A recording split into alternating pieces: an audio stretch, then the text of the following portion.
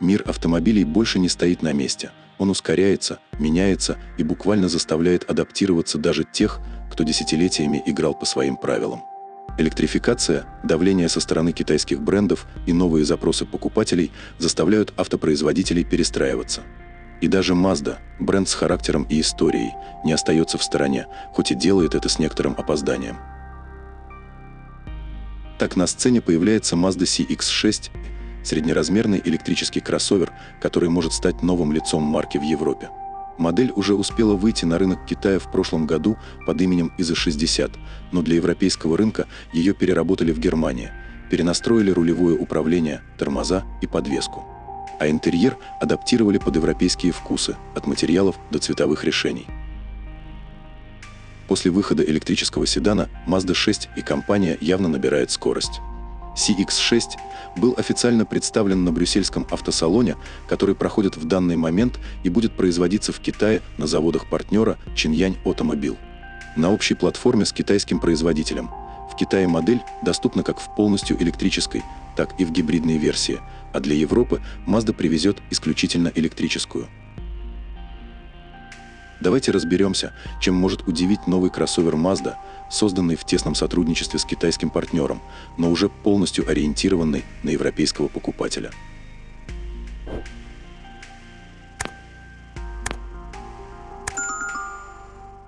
Внешне европейский CX-6i полностью повторяет своего китайского родственника EZ60, при этом сам образ получился довольно выразительным. Купеобразный силуэт с покатой крышей и короткие свесы делают кроссовер визуально динамичным. Спереди никакой привычной решетки радиатора, глухая панель, узкие LED-фары и аккуратная световая полоса формируют современный, почти футуристичный облик. Сбоку внимание притягивают безрамочные двери, черные накладки на колесных арках и эффект парящей крыши, который создается за счет затемненных стоек. Для любителей технологичных решений предусмотрена опция с камерами вместо традиционных наружных зеркал. Корма оформлена не менее выразительно. Сквозной фонарь визуально расширяет автомобиль, а скульптурный бампер добавляет объема. В зависимости от версии, кроссовер комплектуется колесными дисками диаметром от 19 до 21 дюйма.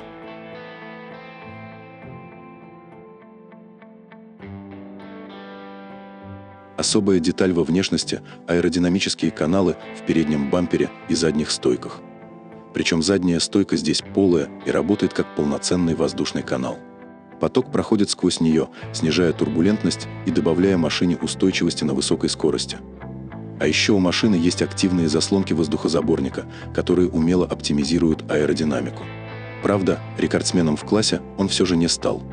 Коэффициент сопротивления 0,29 у версии с 19-дюймовыми колесами и 0,3 у варианта на 21-дюймовых.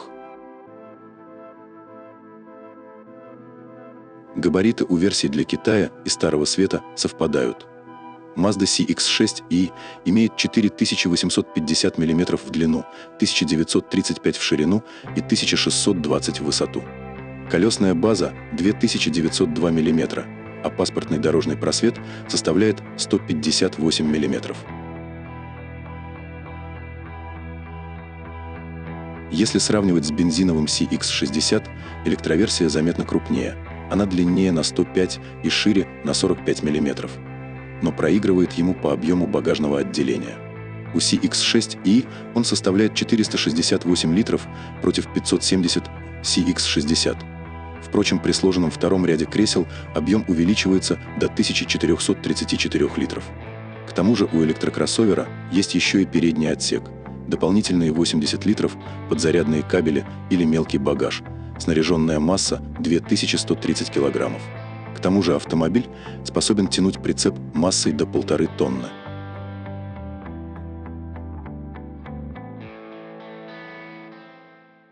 Как мы уже говорили, в Китае Mazda EZ60 предлагается как последовательный гибрид или полностью электрический вариант.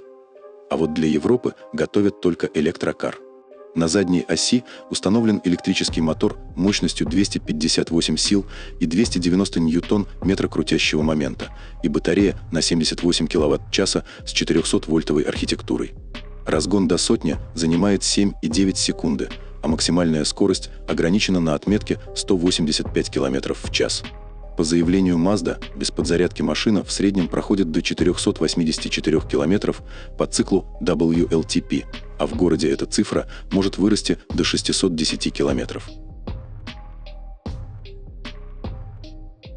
Потребление энергии при этом составляет около 19 кВт-часа на 100 км. Максимальная скорость зарядки постоянным током – 195 кВт. От 10 до 80% батарея набирается примерно за 24 минуты. Это не какие-то рекордные цифры, но выглядит как вполне осознанный баланс между эффективностью и ресурсом аккумулятора.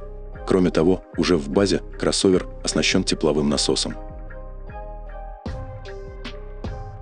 Спереди стоит подвеска типа Макферсон, сзади – многорычажка. 3 режима движения – Normal, Sport и Индивидуальный – дают возможность самому регулировать динамику разгона, рекуперативное торможение и работу руля, подстраивая машину под свой стиль вождения.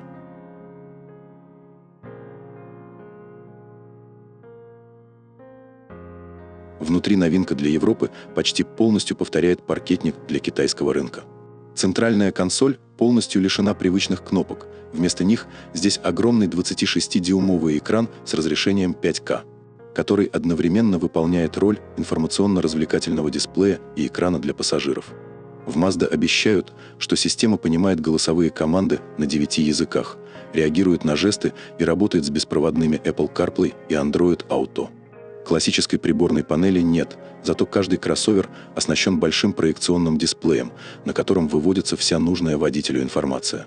На дверях встроены небольшие экраны, где показывается картинка с камер вместо зеркал.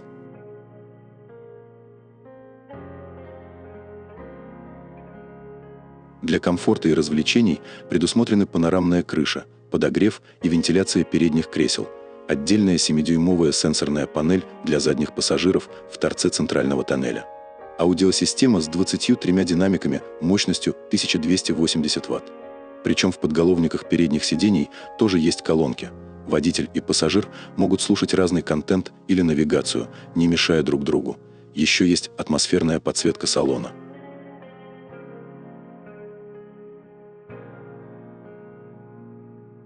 В базовой версии салон встречает вас элегантной искусственной кожей. Выбрать можно между строгим черным и чистым белым. Топовая же комплектация играет смелее. Двухцветное оформление в фиолетово-белой гамме сразу привлекает взгляд. Новый кроссовер сочетает приятные на ощупь материалы с изысканными полуматовыми акцентами в титановых тонах, создавая ощущение дорогого и продуманного интерьера.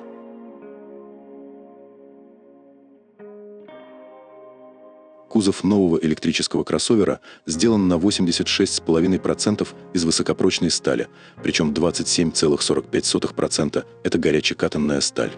Для дополнительной защиты предусмотрены усилители, боковые и передние брусья, а также 9 подушек безопасности, включая шторки, которые помогают при боковых столкновениях. Стоит отметить, китайский аналог EZ60 получил престижную премию China Top 10 Car за прочность кузова, инновационные материалы и качество сборки. Особое внимание вызвала серия экстремальных испытаний, известная в Китае как «Дорога воина». Машину проверили на прочность по полной. Лобовое столкновение со смещением на скорости 110 км в час, падение с 35 метров и целых 30 минут под водой после удара. Результат. Салон остался невредим, системы безопасности сработали идеально, а аккумулятор в полном порядке. Что касается систем помощи водителю, то в стандартной комплектации уже есть полный набор. Они работают на основе камер высокого разрешения, миллиметрового радара и ультразвуковых датчиков. Среди ключевых функций – система экстренного торможения, предупреждение о выезде из полосы движения и мониторинг слепых зон. Кроме того, система контроля присутствия пассажиров предупредит, если в салоне остались дети или домашнее животное. Планируется, что новый CX-6i появится на рынке Западной Европы летом 2026 года. Если говорить о ценах, то тут сразу стоит учесть пару моментов. Машина производится в Китае, а в Евросоюзе на китайские автомобили действует 100% пошлины. И это, естественно, отражается на конечной стоимости. Например, в Германии Mazda объявила, что новинка будет доступна в 2 комплектациях, а стартовая цена будет почти 50 тысяч евро. Для сравнения, на китайском рынке этот электромобиль стоит в более чем в 2 раза дешевле – от 18 200 евро за базовую версию и до 19 500 за топовую. Для Mazda это вторая модель, созданная совместно с Чиньянь, и премьера CX-6 наглядно показывает стратегию бренда – выйти на конкурентный рынок электрических кроссоверов, делая ставку на сотрудничество с китайским производителем и узнаваемый стиль. И по сути, платформа, электрические технологии и многие функции китайские. А от Mazda остался в основном фирменный дизайн и, как говорят многие критики, эмблема. И это наглядно отражает современную реальность электромобильной индустрии. Если еще совсем недавно мировые автогиганты воспринимали Китай в первую очередь как рынок сбыта, сегодня ситуация изменилась. Китайские компании задают темп в электромобилях, батарейных технологиях и скорости вывода новых моделей на рынок. Поэтому мировые автопроизводители все чаще сотрудничают с китайскими партнерами не из-за моды, а чисто из прагматичных соображений. Совместные платформы позволяют быстрее и дешевле создавать современные электрокары, которые соответствуют строгим экологическим стандартам, при этом сохраняя узнаваемый облик марки. И в то же время такой подход подчеркивает вызовы, с которыми сталкиваются автопроизводители сегодня. Догонять лидеров отрасли становится все сложнее. И без партнерства с китайскими компаниями шансы занять нишу электромобилей заметно снижаются.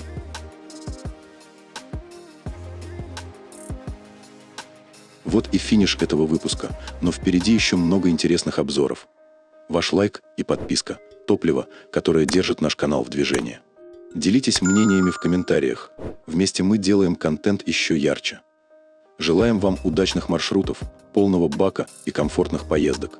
До новых встреч на канале.